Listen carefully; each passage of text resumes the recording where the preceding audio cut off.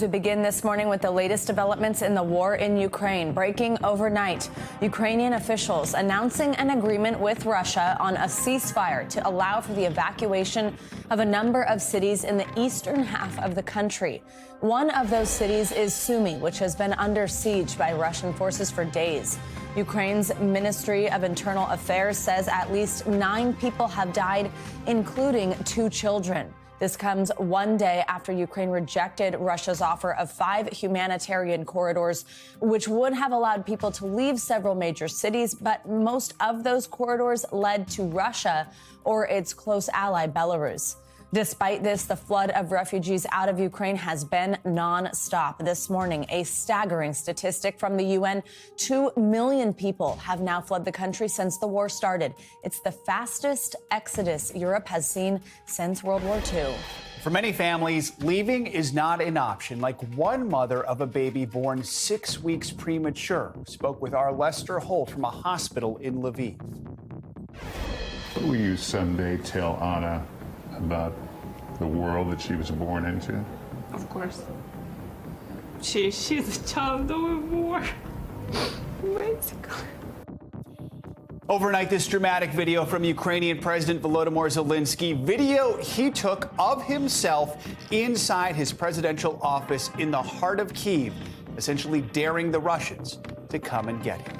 NBC News foreign correspondent Molly Hunter is in western Ukraine and begins our coverage this morning on the start of those humanitarian evacuations.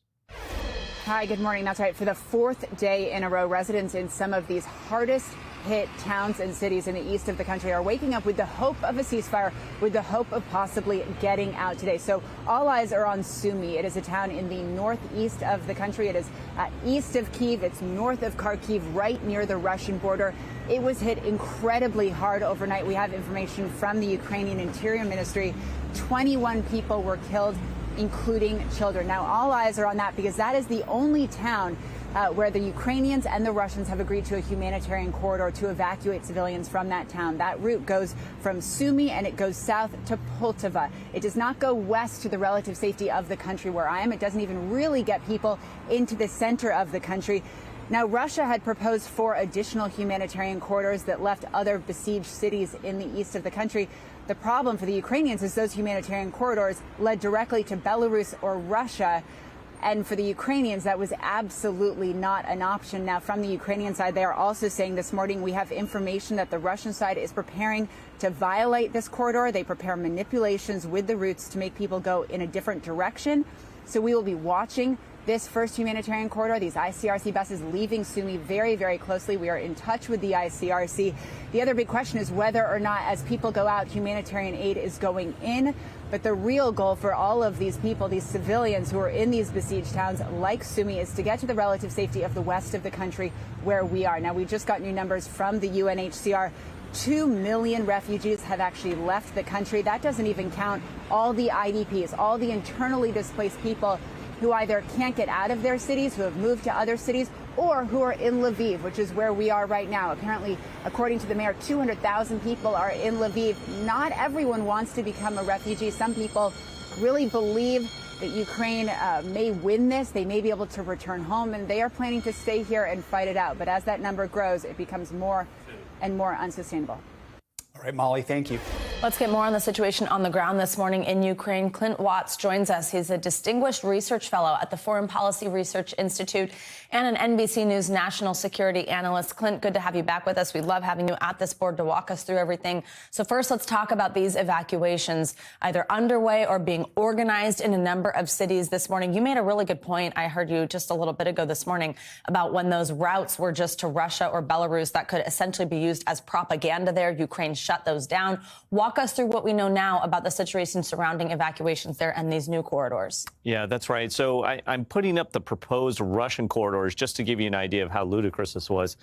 They do depict the cities that are really under siege. Key ones here, Sumy, Kharkiv, and Mariupol, all 3 of those cities involved in major combat. And this is where you're seeing lots of indirect fire, airstrikes, essentially siege warfare, destruction of infrastructure. These routes were put forth by the Russians. Obviously, no one in Ukraine wants to evacuate to Russia or Belarus. And almost certainly this would be used as some sort of propaganda that Ukrainians are having to flee their home country because they can't be taken care of.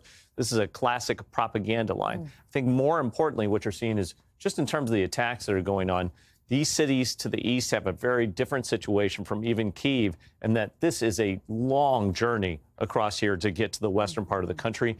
Even if they did, they would probably not have a lot of supplies there. That's why you're seeing the refugee situation pick up. Just like you just mentioned, we were running numbers just since yesterday. Sounds like maybe another 300,000 to 400,000 refugees have moved out as the numbers tick up. So very dire situation here in the east for those that couldn't get out before the invasion started. Absolutely. Clint, let's now talk sort of the state of the fight. So the Pentagon has confirmed that all of Russia's forces committed to the invasion are now inside of Ukraine. We're also learning that Russia has recruited Syrian fighters to join their attacks on Ukraine's more urban areas. But then let's talk about the Ukraine side of this. We saw that incredible video, President Zelensky inside his office in the heart of Kyiv, still safely in Ukrainian control, obviously exposing his location at the same time. I also just heard you mention this morning that Western fighters have really just started to arrive, people who've decided to come to Ukraine to fight for them. What does this all of this say about the state of where Russia is at in trying to capture major cities like Kyiv?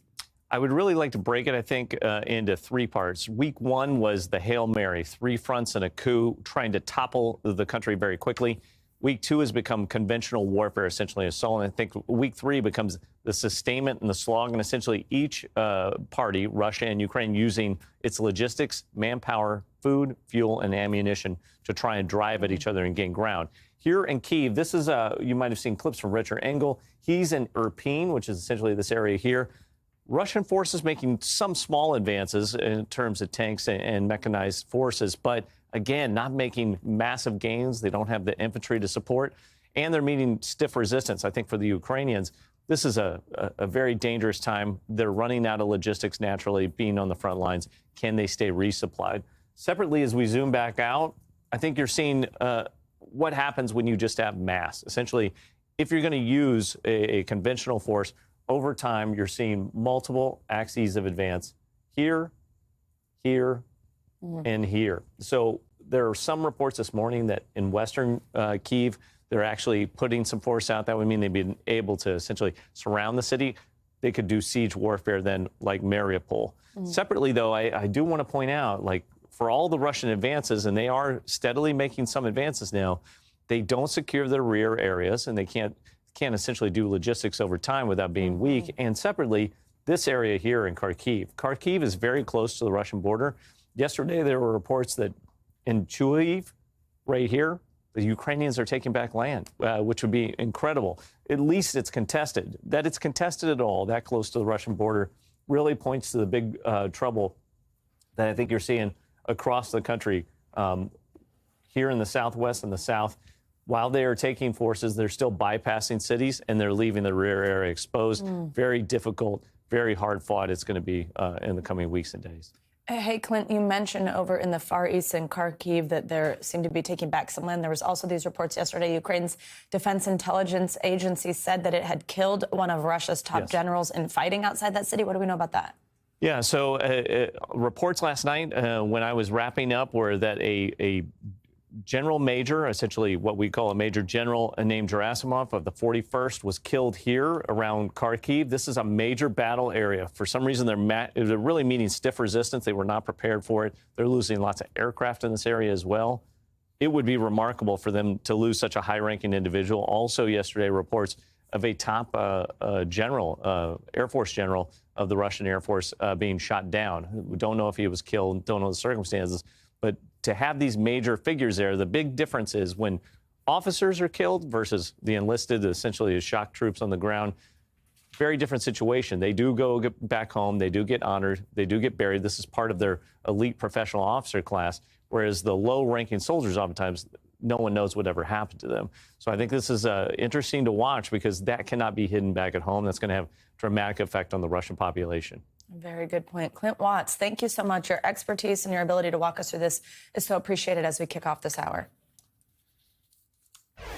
Let's go to Washington now, and NBC News White House correspondent Carol Lee. So, Carol, we now know the U.S. is collecting evidence of possible war crimes and human rights abuses by Russia in Ukraine.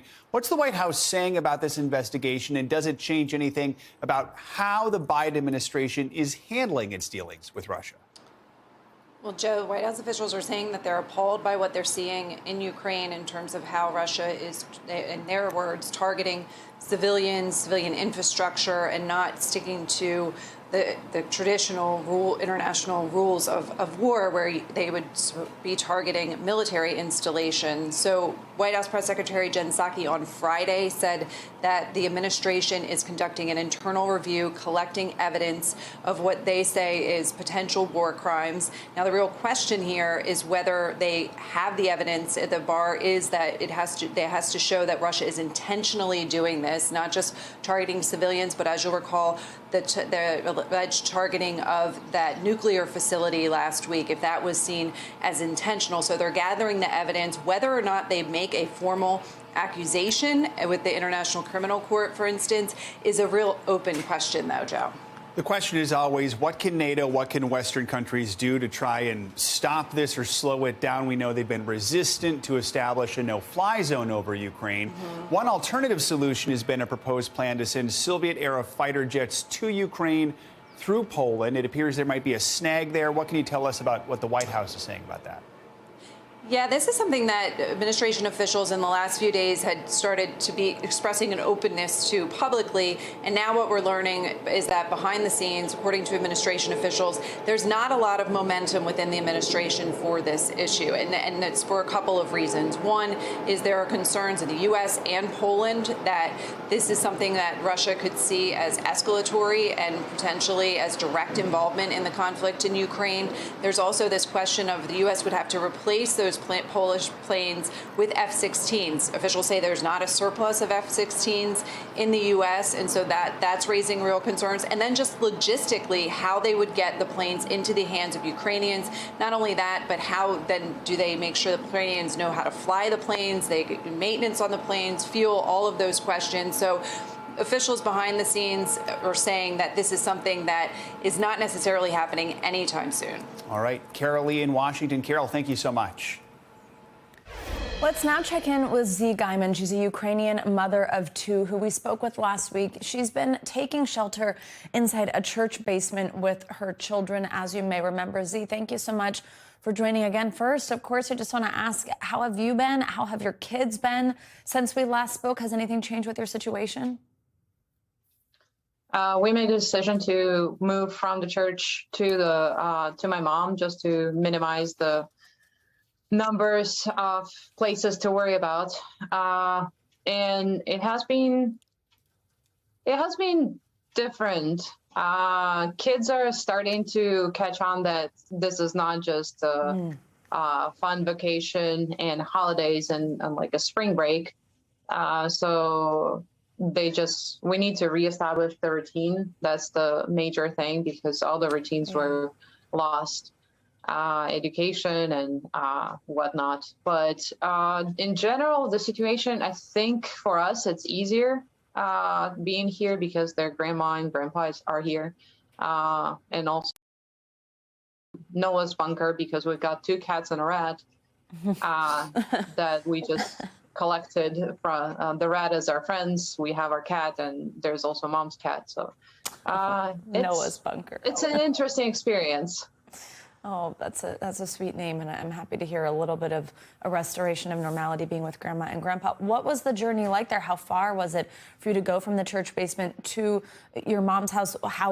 Did it feel dangerous when you were on that route, and how does it feel outside of the home now?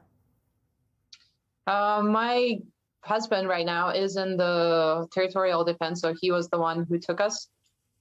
So he knew how to navigate all the block posts. It took us about an hour probably to drive around 15 miles. And it's interesting to see, because we were sheltering in the church for over a week and we didn't see major action. And here we saw the actual broken tanks and the different cars that were destroyed by the either from our side or from the enemy side. There are also lots of block posts. At first it feels scary, but then when you realize the guys are really prepared to take everything on, so it makes us feel somewhat safe to know that the territorial defense and the army are ready for anything, pretty much. Yeah, Z, that's exactly what I wanted to ask you about. Our viewers may remember that your husband volunteered for the Ukrainian defense team. We learned that last time we spoke with you. You mentioned you've seen him. He helped you move from that church to your mom's house. Have you heard anything about what he's experienced on the front lines, and how's he doing and his team? He did mention that at times it's very scary because he is a peaceful person in general, despite the fact that he wants to protect the country and protect our family.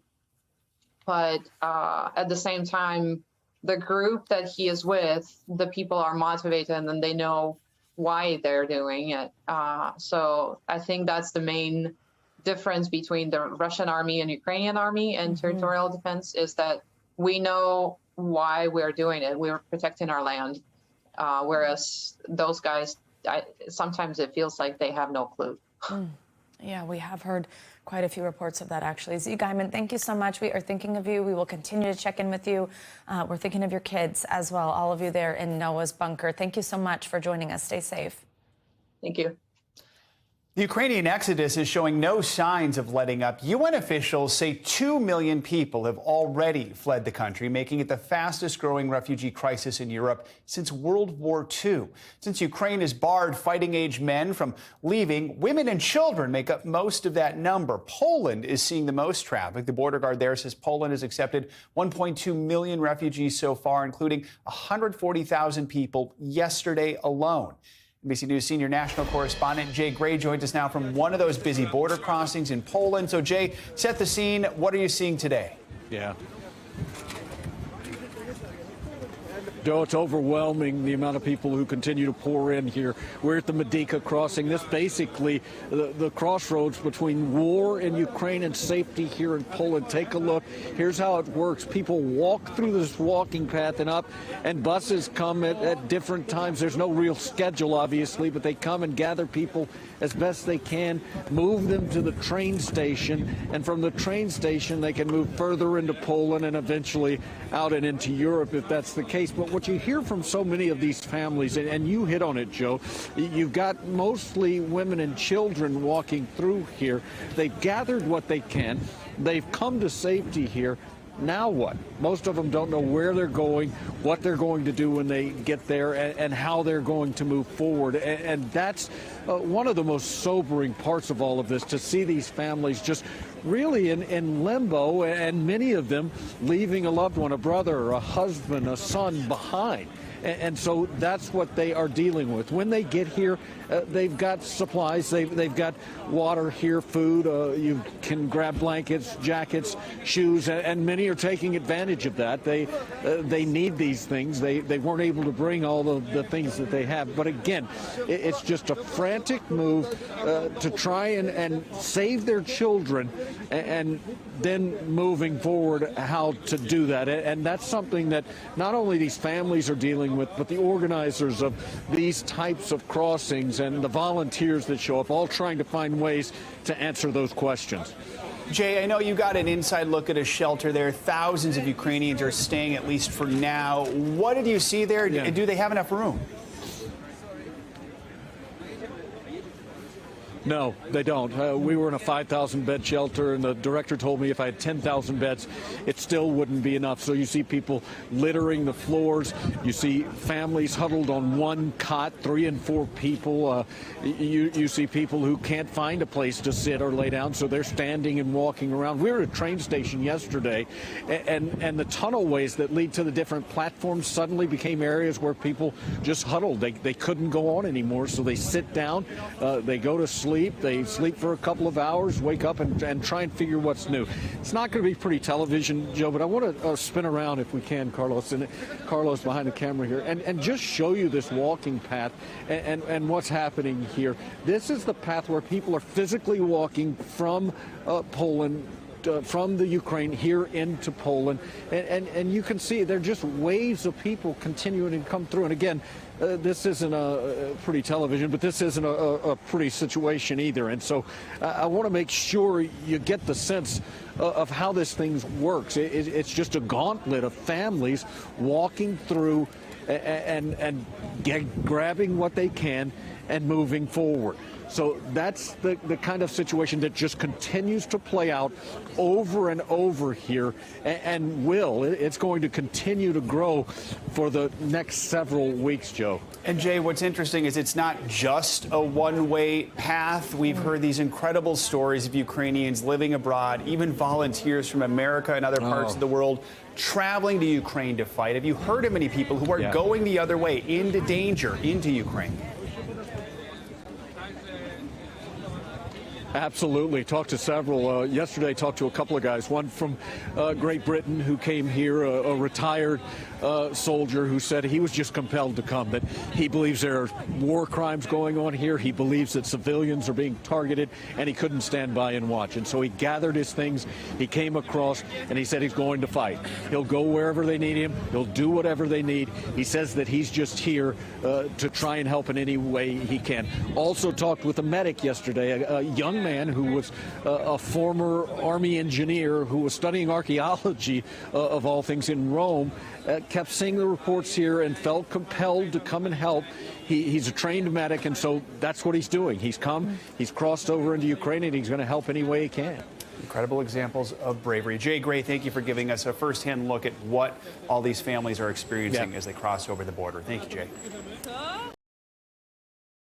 Thanks for watching our YouTube channel. Follow today's top stories and breaking news by downloading the NBC News app.